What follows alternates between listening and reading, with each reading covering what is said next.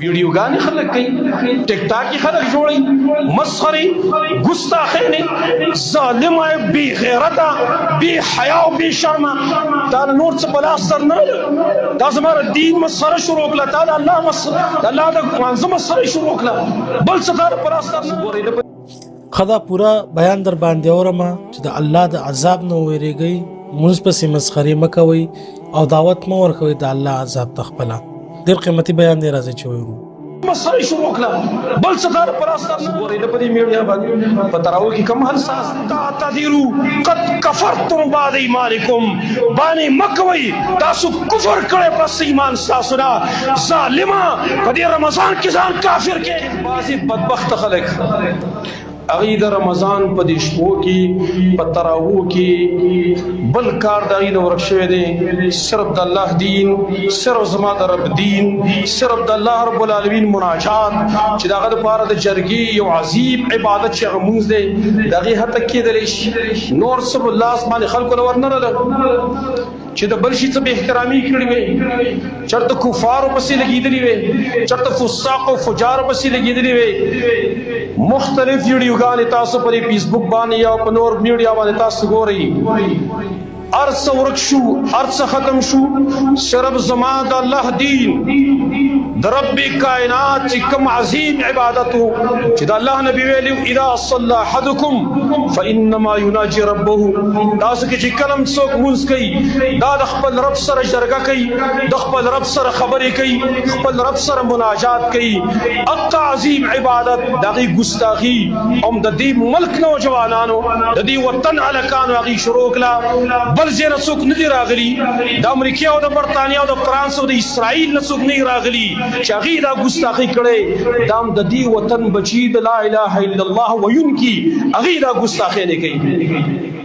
تاسو ګورئ د پدې میډیا باندې پتراو کې کم هل ساس دي، ویډیوګانې خلک کوي، ټیک ټاک کې خلک جوړي، مسخري ګستاخانه ظالمه بی غیرته بی حیا او بی شرمه دا نور څه بلا سر نه دا زموږ دین مسخره شروع کړه، دا الله مسخره الله د منظم مسخره شروع کړه، بل څه دا پر اثر نه ظالمه خپل ویډیو چې شیر کې خپل ویډیو لغه تشهیر کې په بل طریقه باندې بکړی وې تا موږ معاف نکو، تا د الله دین معاف نکو. خو یاد لرئ ګوره زما د رب فیاد لرئ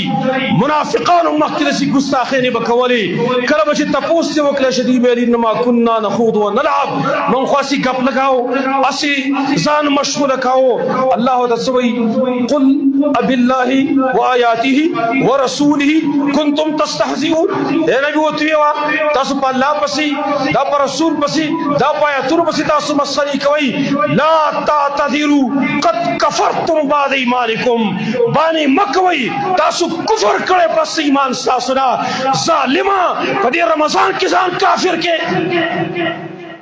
دا اوس په دې ویډیوګان باندې ځان خبر لري ایمان برادر تللی خدای بی حیا بے بی شرم دلت سے حیا نه ورزي ځان د ایمان نه خلاص کو. رمضان د ای ګستاخی وکړه، من به کم غم د دې خلکو وجاړو. اخري کړی د اسلام پاتې شوی چې هغه مونږ دی غم دې ظالمانو معاف نکو، غم دې ظالمانو هغه ما تکلا کړی ویشلوله او پته نه لګي چې پاینده رمضان کې به کم څه کیږي. دا خو موږ د رمضان کې ولیده چې پاینده کې به څه کوي. اے الله بندگانو تاسو راته مخکې بار ما ویلي دي اخر د الله بدر ته وخی وای چې موږ سره تاسو سره کړی دي چیلنج زره یو بدر ته د الله وخی وای چې موږ او تاسو سره کړی دي ټول نعمتونه وما بكم من نعمت فمن الله، کوم نعمت هم چې پتا سره الله وي زما د طرف نه دی، لیکن هم دا خلک دغه نعمتونو دغه ناشکری په دې انداز باندې کوي، ناشکری څو ګستاخی کوي. التا نعمتونه رب باندې الله کړی دی او تاسو د الله دین معاف نکو، تاسو مونږ معاف نکو، تاسو قران معاف نکو، تاسو به خیر ته مو کوي. یاد لري ګوره په دې باندې ګوره د اسلام نو زیلا تعتذروا قد كفرتم بعد ایمانکم دا زما فتوا نه ده دا د رب کائنات فتوا ده سورۃ التوبه کې الله ذکر کړی دا کما د ځان ویل راشي چې تا ځان فتوا لګولې ما فتوا نه لګولې ما د رب کلام بیان کړ چې الله پسې دا پایتونو پسې دا پر رسول پسې څوک مسخري کوي دا کافر کیږي لا تعتذروا قد كفرتم بعد ایمانکم الله بندگانو د خپل ایمان غم وکړي ما ته حدیث را پیاد شي ما چې دا ویډیوګانې وکتلې بعضې ما ته ملګرو راولېږلې چې نن دا حل شروع دی چې په مانځه کې ولاړ دي په مانځه کې ځان ته موبایل راښکته کړی لګولی دی او چې کله راښکته شي خندا راشین شي په رکوع کې ای ظالمه ای بېدینه تعالی دومره شرم نه درته مخکې سلف به چې کله په مانځه باندې ودرېده رنګونه به یې زیړ شو چې الله ته ودرېږو محمد بن القاسم رحمت الله تعالی علیه لبیک لبیک اللهم لبیک تلبیه ویلا او چې تلبیه ویلا بیا وشکیږي بیا تلبیه شروع کوي بیا وشکیږي چاو تل ول بار بار بیا وشکیږي هغه ته وایي زم چې لبیک اللهم لبیک یا الله تا تابعم تا په حکم لبیک ویما و یریګم چې الله نه چرته خپنی چې الله راته چې لا لبیک لک ستا لبیک منم سری بدانا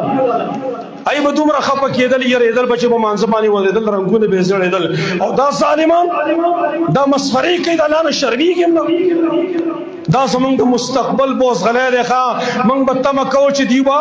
آینده کې د دې خلکو خدمت وکړي د دین کار وکړي د ملک دپاره به څه وکړي او موږ ته پته نشته دی چې خو د ټک دواره ګستاخان جوړ شوي دي او ټک دواره بېدینه جوړ شوي دي خداو د شیخ عبدالحمید کمبټ صاحب قیمتي بیان چې تاسو واورېدلو دا نن سبا چې خلک په دې سوشل میډیا باندې مونځ پسې مذاق کوي مسخرې کوي شیخ صاحب ډېرې قیمتي خبرې وکړي چې تاسو دعوت مه ورکوئ د الله عذاب ته الله به در باندې عذاب راولي دا تاسو خپله دعوت ورکوئ